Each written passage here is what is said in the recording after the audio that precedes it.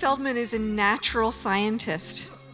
I have never met anyone quite so driven by curiosity, and this is reflected in the discipline and personal sacrifices that he's willing to direct to whatever he becomes curious about. Fortunately for us, this has recently included the carnivore diet. So let's welcome Dave Feldman.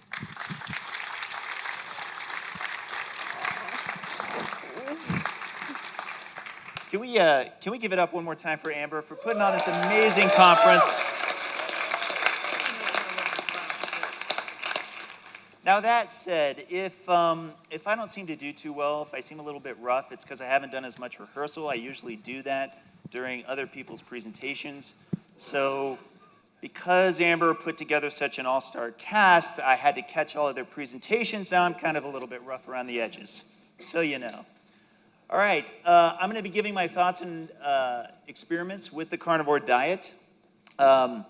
You've probably already seen this before. This is actually going to be a bit of an old slide, and you guys pretty much know me, right?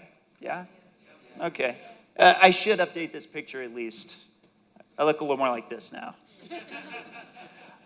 Yes, as many of you know, I also photograph everything I've ingested, and I do have a standing order. If you ever catch me eating something I didn't take a picture of first, I'll give you $100. You want to know how many times I've awarded that? Never, not one time. By the way, my wife is still trying to catch me. She hasn't done it yet, so it's looking good. Does it count if Dr. Baker's force feeding? Maybe. I don't even have soda anymore, so I should probably update this as well with what I've had in like the last few weeks. It looks a little bit more like this. A little more carnivore. And of course, I've had a preposterous number of blood tests. Climbing up to 113 up in the last 39 months. And, well, I have had basically 2 carnivore experiments. One was from December 17th to the 14th, and one is, of course, the 11th to the present. What happened was on the first one, I meant to try to stay with just bovine meat only, as in, you know, you saw Peter's talk. You know what I mean by bovine. Unfortunately, or rather super fortunately, I then came across the triglyceride carryover discovery, and this one actually ended up being something that I wanted to then focus on. Though I did in fact stay carnivore, it wasn't the ad libitum version of carnivore that I'd hoped to have. Also, at the very last 5 days, I set it up as a baseline for the added dextrose experiment, which, by the way, I did with Paul Mason. We've got some videos online for that. On 2.0, I wanted to restart. I wanted to do ad libitum, but I've also had some confluence of non-diet events that may have actually confounded the data, so whatever. I need to wait until I can actually have a free moment to really try it out for good. That said, as always, if you guys know me, I like to go get my own data. So no matter what anybody tells me, no matter what I hear, no matter what studies I read, I want to see for myself and make my own observations, and that's what I'm reporting to you now.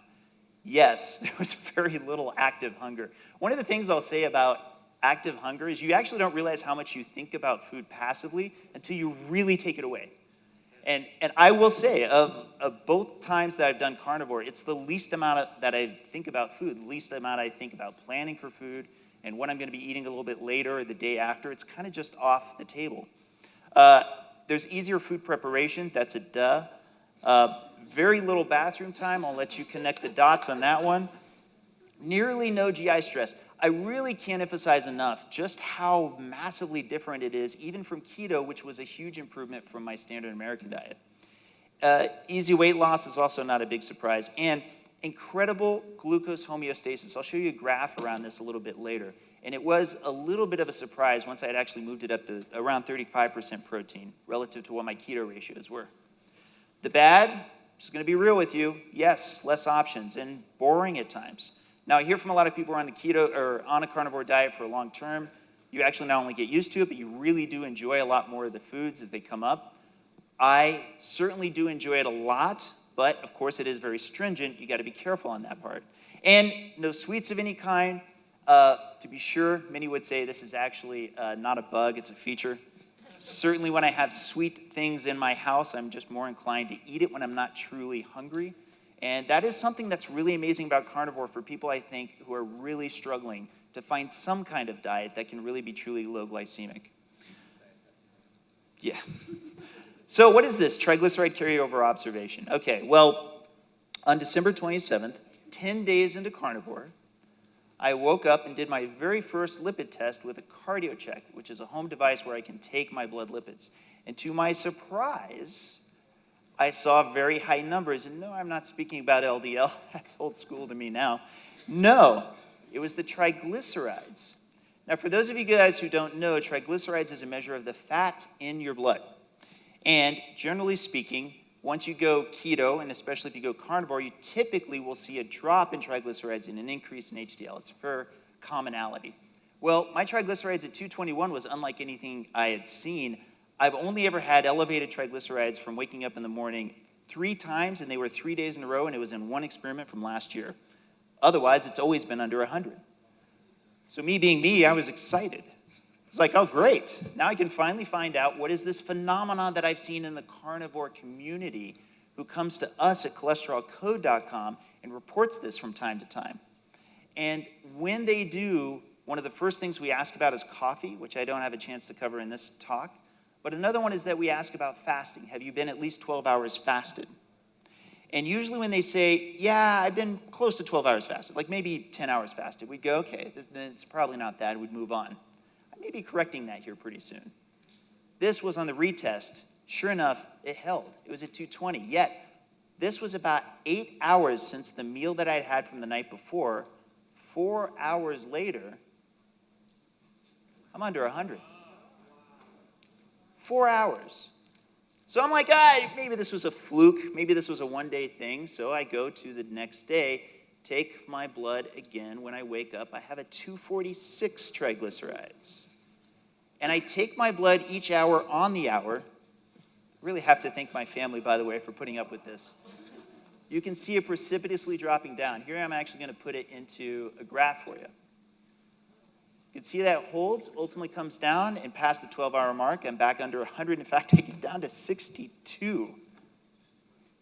The day after that, I'm now backtracking because this is looking more and more like a postprandial, as in just after a meal, increase in my triglycerides. So sure enough, I'm looking back, and yeah, I'm going to sleep with a 230, and I'm waking up with a 149. And then, of course, I go with each hour after that hour. It falls back down below 100. So finally, in this last day, which ended up being one of the most pivotal ones, you can see this. And this is with my glucose being flat all the way through. This is a 24-hour period.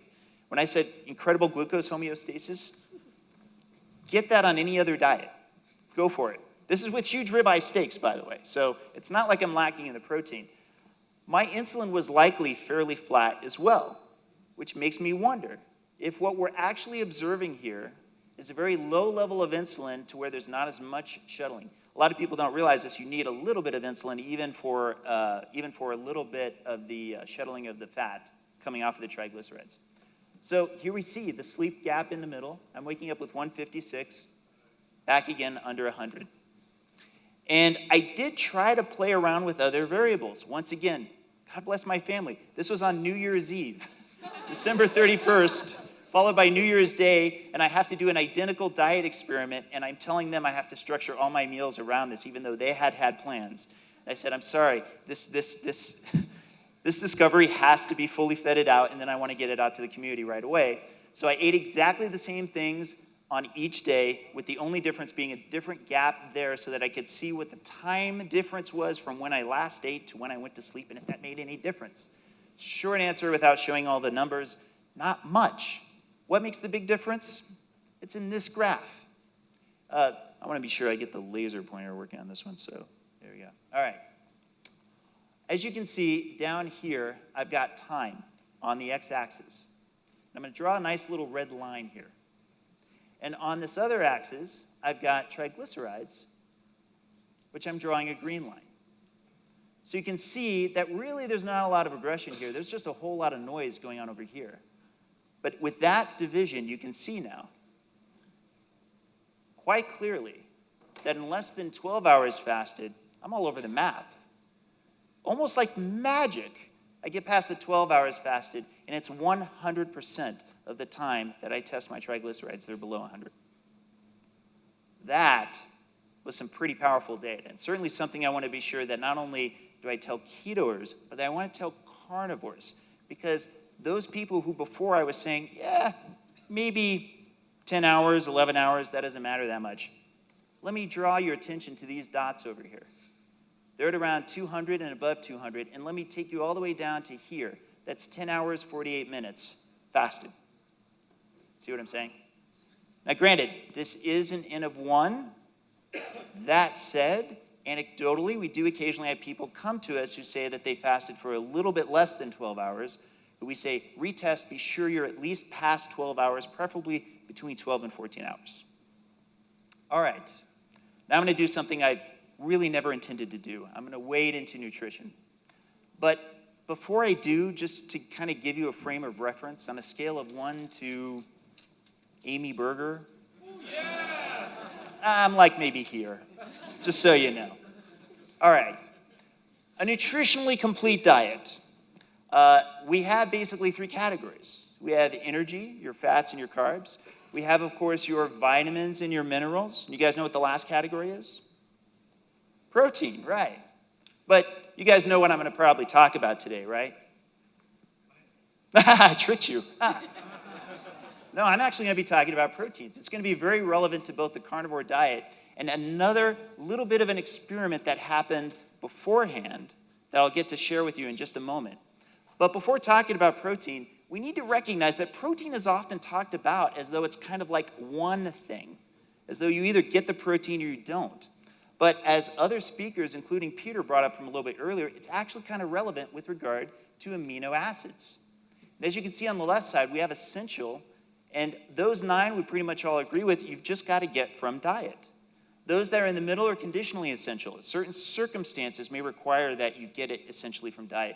And these over here on the right are non-essential. You can make them in your body. But that said, it would be nice if you went ahead and provided it to your body anyway. This was one of the things that I had read in the process of trying to research a little bit about amino acids. And it's probably one of my favorite lines because it puts it pretty well. Amino acids can't be stored in the body in the same manner as fat and starch. So it's important that we obtain these that we cannot synthesize from our diet. In other words, fat and glucose have big buckets of storage. Technically, there's not a good place for where your amino acids are stored except your muscle tissue. You don't want to use that as a pool for your amino acids. You'd rather be getting it from your diet. So now I introduce you to the missing plant-based diet experiment. This is going to be a pretty interesting story, and I've never actually shared it on a stage before. But I want to give some full disclosure, and this may be one of the least popular slides of this conference. Are you ready? Okay, I know you guys are carnivores, so there'll be no tomatoes to throw at me.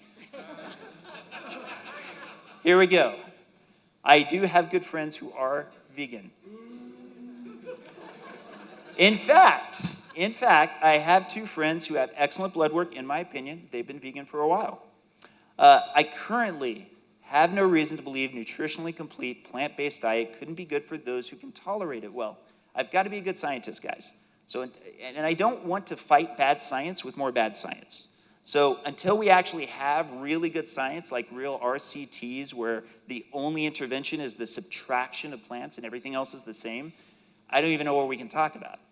And of course, with that said, regardless, more science is needed for both plant-based and carnivore diets. Okay, so here's the plant-based timeline. In 2017, I began investigating various plant-based diets for a 4 to 6 week experiment. And I ultimately settled on Dr. Greger's Daily Dozen. I'll bet you didn't think at this conference you'd hear a pitch for Dr. Greger's Daily Dozen. But I'll say this, it did in fact seem to have, of the things I was looking at, one of the most nutritionally complete things, given what I was looking at in Chronometer, which I'll get into in a moment. Unfortunately, I struggled finding a diet I believed I can enjoy for a month or more. To be honest, I think it's just because I'm not much of a foodie and I'm not really into I wasn't into fruits and vegetables even before getting into nutrition. Now, this was the example day I kind of played with, and these were example foods that were on that poster as well. And this is, of course, these aren't all actually apples, by the way. This is just Chronometer's icon for them. But I did go ahead and start breaking down the nutritional outputs. And vitamins, not too bad. It actually fulfilled it in many different directions. Obviously, B12 and vitamin D are missing, but to be fair to that poster, it's actually at the bottom that you can supplement. I did also look at minerals. Also not too bad. Probably I'd want to supplement calcium and potassium and a little bit of sodium. But here's the one that I kind of got stuck on, which is protein. And while this does look pretty good, I did realize that actually as I looked a little bit closer, when I broke out each of these items one at a time, I noticed that actually they had very little amino acid profiles. Really, a lot of it was coming just from oatmeal. Like everything with the oatmeal looks good, but once I just subtract the oatmeal, you realize, oh man, I really got a lot of distance to go. So for a little while, I got excited and thought maybe I could just get really used to oatmeal and turn it into kind of my amino acid multivitamin. And then I figured it out. It'd take me about 1.5 pounds of oatmeal, dry. So that's before adding the water. Anyway, I also found out, I was talking to my good vegan friend about this, who actually is really up on nutrition. He's one of the two guys I was talking about. And he's the one who told me about protease inhibitors. And he said, be sure that you get a lot of these amino acids from cooked vegetative sources. And I said, why? And he goes, just look at protease inhibitors. And I looked it up and I called him back. The first words out of my mouth were, are you kidding me?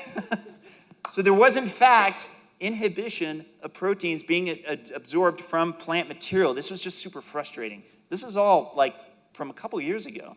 So I kept kind of putting it off more and more, but I kept also thinking about it. I was like, from a mechanistic standpoint, this actually kind of makes sense. But to really unravel this for you, I need to explain what I'm just calling the native molecule hypothesis. And this is kind of coming at it from an engineering standpoint. But let me qualify. My biochem insight level from a scale of 1 to Georgia Ede, I'm like maybe there. Just frame of reference. Okay. So, most of the cells in the animal kingdom have a nucleus. Nucleus have chromosomes. Chromosomes have deoxyribonucleic acid. But you probably know as DNA. So, if you unravel the DNA, untwist it, you see this awesome code. And there's something amazing that happens that if anybody else here is an engineer, just start here, and then you'll want to learn everything about biology, because this is the part where the magic happens. It's constantly getting, I guess you could say, unzipped, and in a process known as transcription, there are these, I guess you could call them blueprints that get made that are known as messenger RNA. The messenger RNA ultimately ends up escaping the nucleus, and it binds with this ribosome. Doesn't look anything like that. But to kind of give you a sense of what's happening, the ribosomes are kind of your 3D printer, as it were. And they're able to do that with the help of something known as transfer RNAs, of which there are quite a few. And what's special about these is each of them has kind of a key on the left side, 3 of these bases, that perfectly match as you go one of these sets at a time and dislodges the one amino acid that they have on the other side. And this continues happening 3 bases at a time, kind of putting together something that's often described as a kind of string of pearls. And then it's neat, you now have a polypeptide chain. And now something really fantastic happens called protein folding, which I really wanted to animate for you guys. But to be fair, on a scale of 1 to Nick Mailer, you'll have to see his Keto Fest presentation from last year, by the way. You just got to look that up. I'm like maybe about here. So I had to skip that and just go ahead and throw up this graphic, which incidentally doesn't come close to doing enough justice to just how complex and fascinating the process of protein folding is. It really is one of the most amazing places to start learning how ingenious this human body is. And so with that said, you now understand why, and you've already seen some of those from earlier talks, why it looks almost like it's silly string of these proteins, but in fact, these are 3-dimensional shapes with special regions that are very relevant to how they work from within the human body. And yes, some of them freaking massive. In fact, I think the longest protein that I saw was 30,000 amino acids long. It's crazy. And even The ribosome and the transfer RNA are part of the bunch. So, with that in mind, here's a printer. And as you can see, this printer has 4 different cartridges for toner. How many of you guys have seen a printer like this? Good, good. See, you guys can relate to this part. So I'm glad I got the hard part out of the way because this is the easy part. If I'm to print a whole bunch of emojis, right, which color do you suppose I'm using the most of here? Yellow. I'm using the Y. What am I using kind of secondarily to the Y? Black. Okay, right, for the black. Okay. So let me make it pretty simple. Proportionality skews toward high levels of yellow, moderate levels of black, right? All right. Well then, quite simply put, what are amino acids if not the toner for your ribosome 3D printers? Now you probably understand why I care a lot about emphasizing the word proportionality. Because the key question is simply this: do the proportions of amino acids in the animal-based diet make it easier to reach protein synthesis needs? Let's see. Here's amino acid density of carnivore. We're going to try to construct a diet in carnivore that meets all the amino acid needs. Let's start with my favorite, a ribeye steak. Maybe 250 grams, that's about 9 ounces. And let's see how far it gets us on the amino acid needs. And we're done. All right. Thank you very much. We should really do some more like-to-like comparisons. So instead of 250 grams of beef, let's go ahead and go with chicken breast. Oh, look at that. How about salmon? Okay. Okay. Little bit of a hint. Actually, tuna comes up short. Are you ready? Yeah, cysteine, it's a little bit short. Okay, actually, eggs do in fact come up short, but not by a lot, surprisingly. Same amount of size in the eggs. And to my surprise, I really thought cheese wouldn't meet much. And in fact, cheese, interesting, is complete in all but 2 of them. It's quite astonishing. So let me kind of wrap this up and explain why it is that I kind of have a big complaint about the carnivore diet. And it kind of gets showcased right here. In my daily dozen, I'm eating about 1 pound and 11 ounces of food to try to get to this. But on top of that, I really have to put together a dozen foods. Actually, it's 10 in this case because there were 2 things, exercise and certain beverages. But even so, 10. Whereas I basically have the true amino acid multivitamin here and the 9 ounces of 1 ribeye steak, which I wouldn't mind eating every day. So in short, the carnivore diet makes me lazy. No, it gives you more time. Yeah, so I'm not knocking the plant-based diet. It's just been more of a challenge for me to arrange and feel I'm meeting my amino acid needs while staying with whole foods only. Just hard to do. And I find carnivore very easy to plan my nutrition and activity around, particularly with protein. I have to say, my vegan, I mentioned 2 vegan friends. One of them is really up in nutrition. He's really good about keeping an eye on these things. And he was the one who actually was the person who warned me the most about the amino acids because he ran into problems first.